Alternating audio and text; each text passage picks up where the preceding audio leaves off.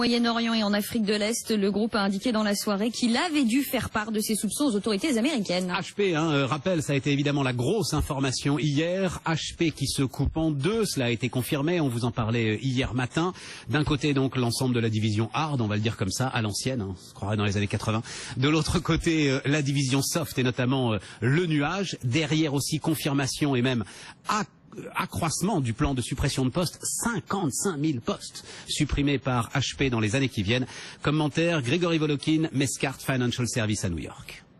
J'appelle ça un constat d'échec, c'est-à-dire que ça fait 3 ans que HP nous dit c'est le retournement, les choses vont de mieux en mieux. Et aujourd'hui, tout d'un coup, on a cette nouvelle qui est assortie à la fois d'une baisse des estimations sur l'année prochaine et de nouveaux licenciements. Donc moi, j'appelle pas ça le retournement d'une compagnie, j'appelle ça une compagnie qui prend des mesures peut-être un peu désespérées pour essayer de stabiliser ses activités. Alors, ce qu'il faut dire, c'est qu'évidemment, les marchés boursiers voient les choses un peu différemment, en tout cas à court terme, puisqu'ils aiment bien isoler les différents secteurs d'activité pour leur donner leur propre valorisation. Mais tout ça, ça ne veut pas dire que c'est un succès ou que c'est une preuve de succès des activités de Hewlett ces dernières années. Grégory Volokin sur BFM Business, un mot encore. Autour des galeries Lafayette qui débarquent sur les Champs-Élysées, les galeries sont entrées en négociation pour la reprise du... Et puis on va prendre la direction de New York pour retrouver Grégory Volokin sur place, le président de Mescart Financial Services. Bonjour Grégory.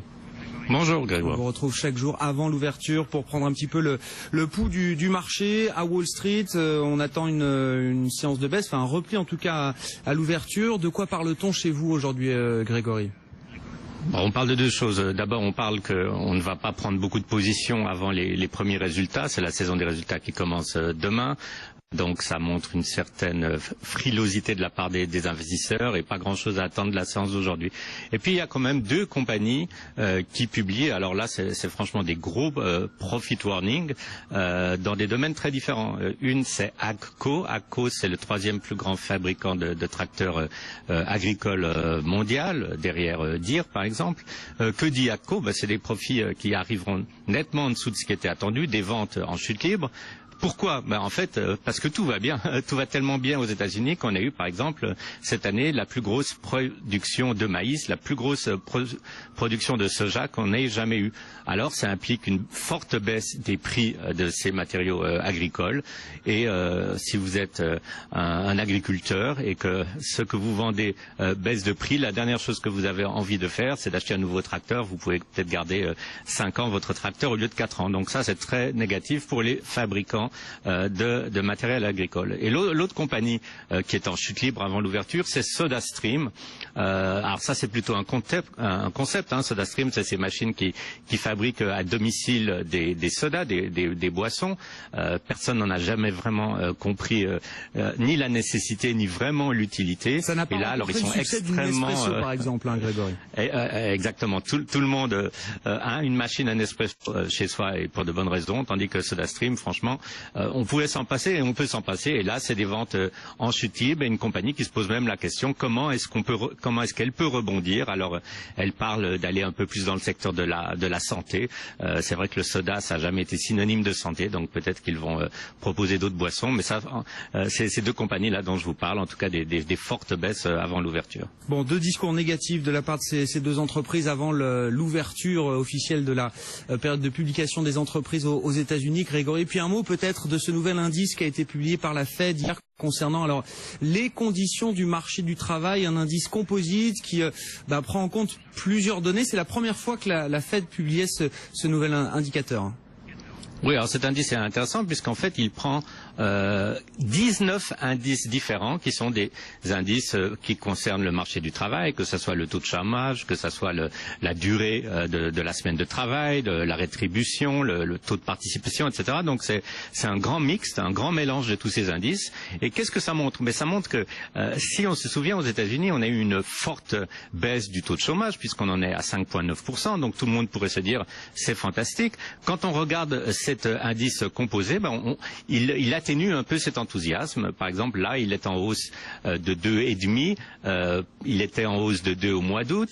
Le mois où il était le plus en hausse, c'était 4. Mais tout ça, ça veut dire quoi? Mais ça veut dire qu'en fait, il y a dans toutes ces indications au niveau du marché de l'emploi aux États-Unis encore des indicateurs qui sont, je dirais, relativement négatifs et qui vont empêcher la Fed de resserrer les taux trop agressivement. Donc ce nouvel indicateur, à mes yeux, c'est un peu un outil dont va se servir la Fed pour faire patienter les marchés face à une hausse des taux l'année prochaine. Merci Grégory Volekin, le président de Mescart Financial Services à New York. Et puis dans l'actualité également, Guillaume, Air France, le dossier Air France et les discussions qui vont reprendre tout à l'heure entre la direction et les pilotes. Et c'est la première fois d'ailleurs Parisien de l'OCDE en partenariat avec BFM Business. BFM Business, Intégral Bourse. Dernière ligne droite avant la clôture. Bon, on imagine justement que la macroéconomique, la situation économique, notamment en Europe, particulièrement en Allemagne, a de quoi inquiéter aujourd'hui les marchés. Frédéric Rosier, vous êtes avec nous en ligne pour cette dernière ligne droite de la séance en Europe, conseiller chez Mescart Gestion Privée. Comment est-ce qu'on explique, comment est-ce qu'on tente d'expliquer la baisse du jour là?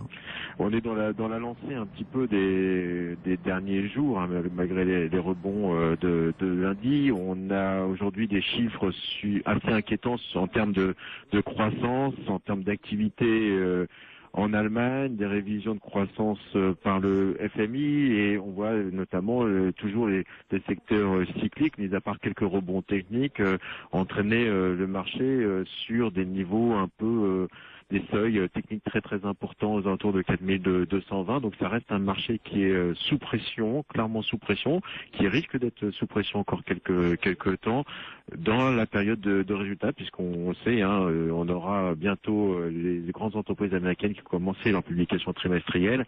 On est vraiment dans l'attente de ces publications parce que c'est un peu la grande inconnue.